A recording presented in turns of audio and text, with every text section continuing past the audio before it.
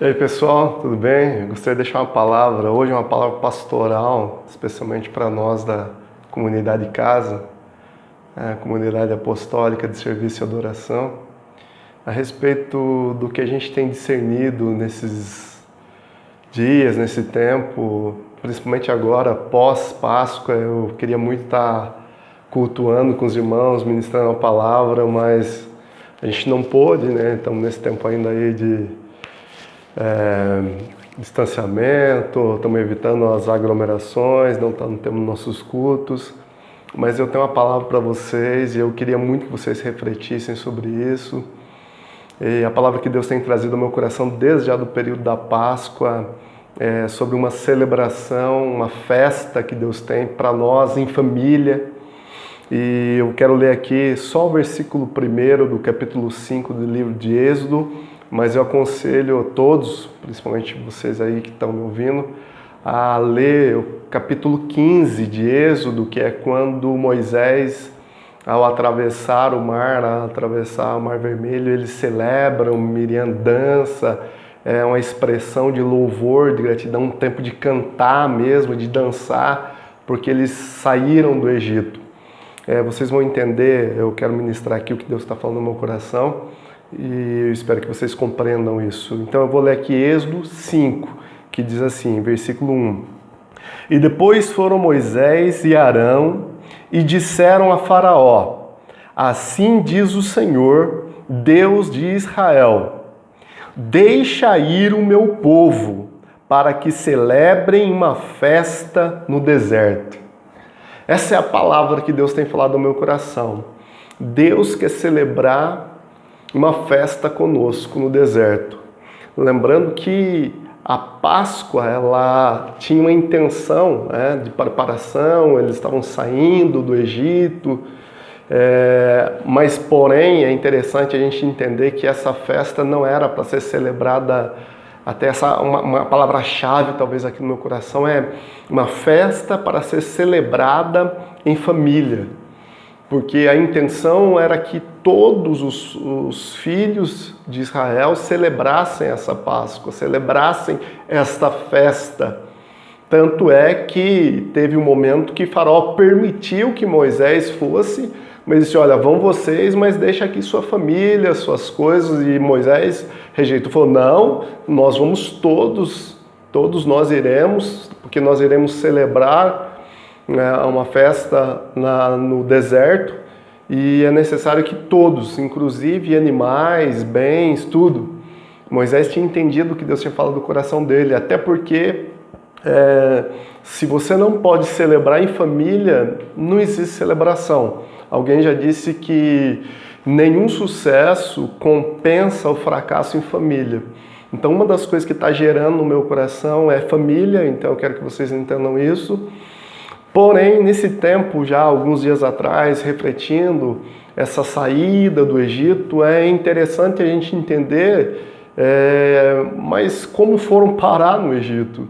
E se a gente rapidamente tentar aqui descrever, é que todos nós conhecemos a história, a criação, Adão, todo vem uma genealogia, mas chega um momento que Deus escolhe Abrão, até então, faz promessas a ele, que abençoaria toda a família dele, que ele seria pai de multidões.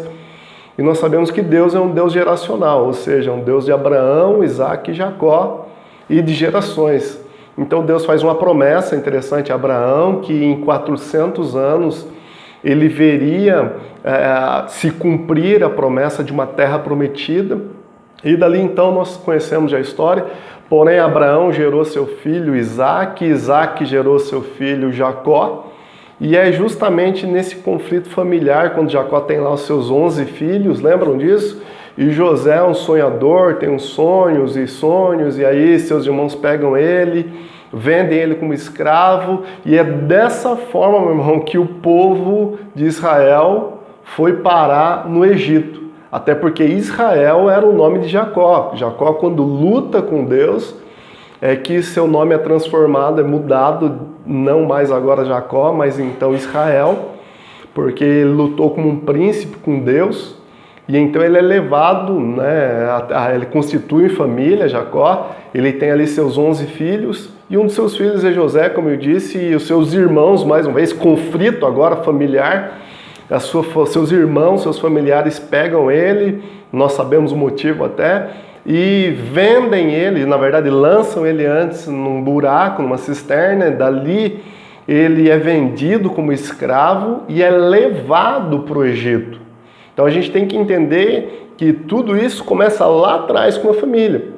E vale a pena, algo que a gente também ministrou há algum tempo na nossa comunidade, que assim como tudo inicia em família, propriamente vai terminar em família.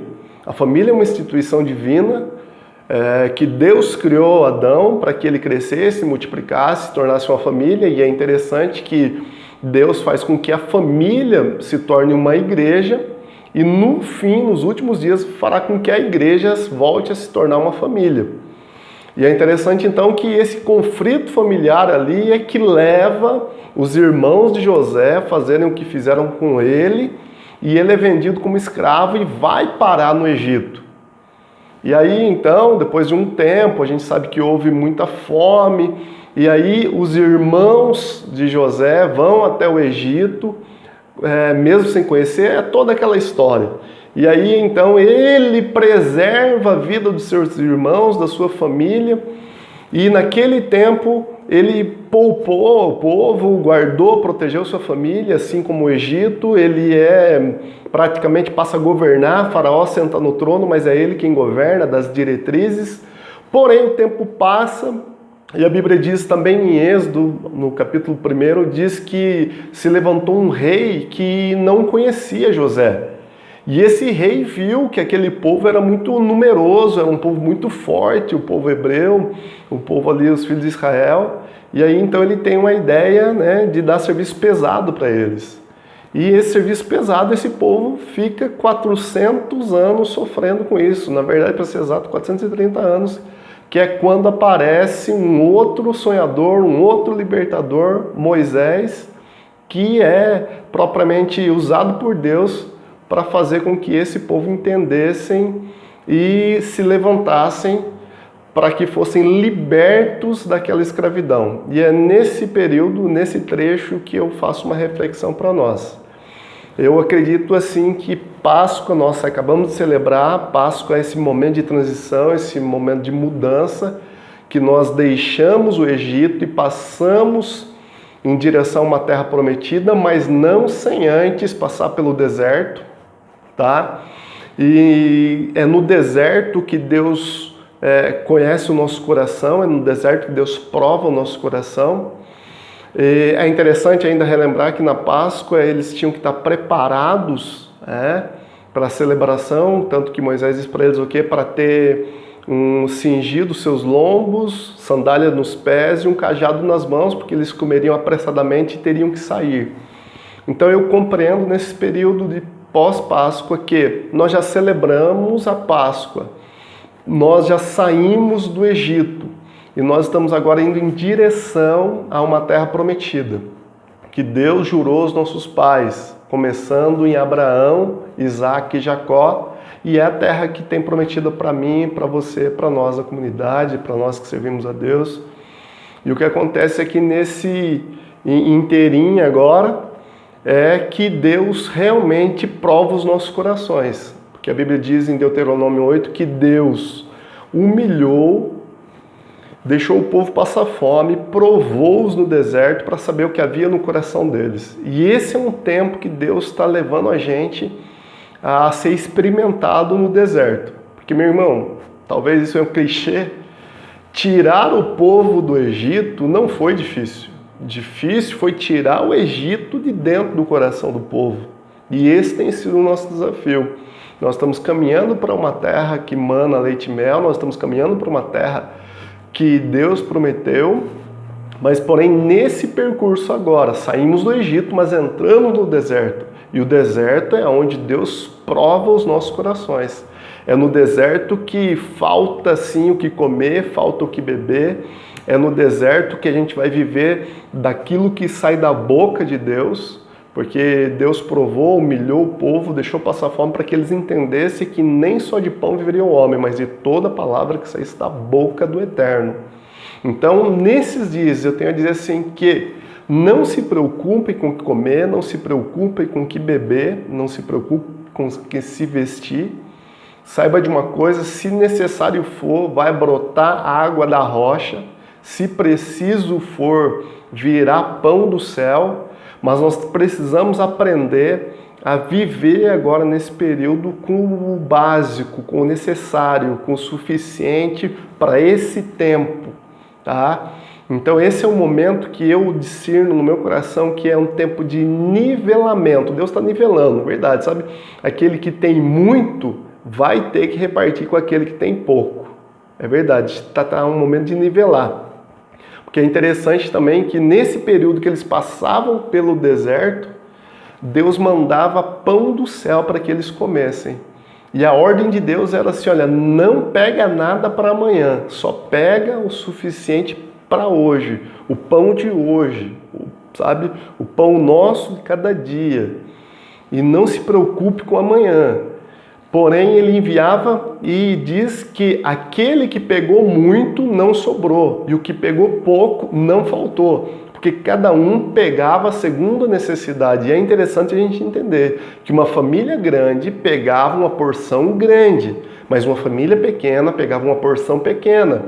E aquele que pegava muito não sobrou e o que pegava pouco não faltou. Obviamente é nesse momento que a gente vê, porque alguns espertinhos tentaram, né, acumular, juntar para si, para outro dia, e quando eles foram comer no outro dia, estava estragado tudo. Então esse é um tempo que realmente Deus vai nivelar. Esse é um momento que nós como comunidade já estamos vivendo, Deus já falou com a gente já compartilhou sobre isso. É um tempo agora que quem tem um pouquinho mais vai repartir com quem tem um pouquinho menos e a gente vai juntar as coisas, vamos um ajudar o outro, como já foi. Quero agradecer aqui na nossa Santa Ceia, nós não podemos ter culto, mas eu tive uma celebração e entrava casal por casal, tomava ceia, né, dupla em dupla e saía e ia embora, para evitar aglomerações. Porém, a nossa primícia, tempo da gente ofertar, levar um alimento, e a gente conseguiu, mesmo com a comunidade tão poucas pessoas puderam estar presentes, né? Mas nós conseguimos aí arrecadar 7 cestas básicas para ajudar as famílias. E eu acredito que a gente vai se empenhar em mais agora. Já temos abençoado famílias e vamos abençoar mais. Mas esse é um tempo que a gente precisa entender, que a gente precisa discernir. Que já deixamos o Egito para trás, entramos no deserto, estamos agora vivendo um tempo de viver com o básico, com o necessário, com o suficiente. Essa é uma hora da gente olhar para quem está do nosso lado, essa é uma hora da gente olhar para a nossa casa, olhar para a nossa família, quem é que está precisando, o que estão necessitando, porque esse é um tempo que Deus está trazendo aos nossos corações. Tá? Então eu queria deixar essa palavra principalmente para nós da comunidade. Como eu disse, essa para mim é uma palavra pastoral, tá? Eu quero deixar isso para você bem claro, que é o que nós temos experimentado, vivenciado, discernido mesmo nesses dias agora, sobre viver com o básico, olhar para o próximo, ajudar quem precisa, dar as mãos, porque Deus vai suprir. E daqui a pouco a gente vai poder cantar, assim como Moisés. Uma passagem bem interessante aí, relacionada ainda período de transição, é um período de mudança, porque a Páscoa é um momento de mudança, de passagem, de transição. Nós já falamos sobre isso, sobre o tempo, as estações. É interessante, né, quando a Bíblia fala que Deus criou o inverno e o verão, não propriamente outono e primavera, porque outono e primavera são estações de transição. Porque não dá para mudar do verão já mudar para o inverno, nem do inverno mudar para o verão. Tem que ter uma transição ali, um momento de adaptação, para que a gente, sabe, não seja pego de surpresa. Então é interessante que a Páscoa ela era celebrada justamente no final do inverno. É interessante que Sara, ela ficou grávida após o inverno. É interessante quando Salomão celebra, diz, né, ó, noiva minha, amada minha, o tempo de cantar chegou. Por quê? Porque já passou o inverno, já tá, a estação mudou. Então eu acredito que a gente também está passando por esse momento. Tudo que o mundo está vivendo é justamente esse período de transição, de mudança. Mas daqui a pouco a gente vai poder cantar um cântico novo, daqui a pouco a gente vai poder se alegrar. E mais, meu irmão, eu já posso ver uma nova terra, um novo céu. Eu já posso ver as promessas de Deus se cumprindo sobre nós. Quem tem ouvidos, ouça.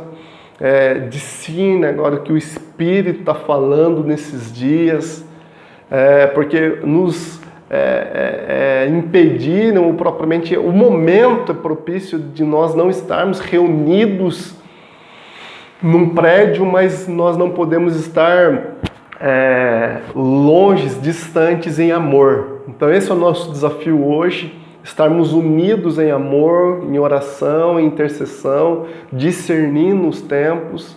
Então essa é uma palavra para você, essa é uma palavra para a comunidade, essa é uma palavra para nós. Que Deus abençoe sua vida e logo mais a gente vai estar junto aí cantando, celebrando e adorando a Deus nos nossos cultos. E se não for nesse culto, vai ser um grande e maravilhoso culto. Amém? Que Deus abençoe a todos.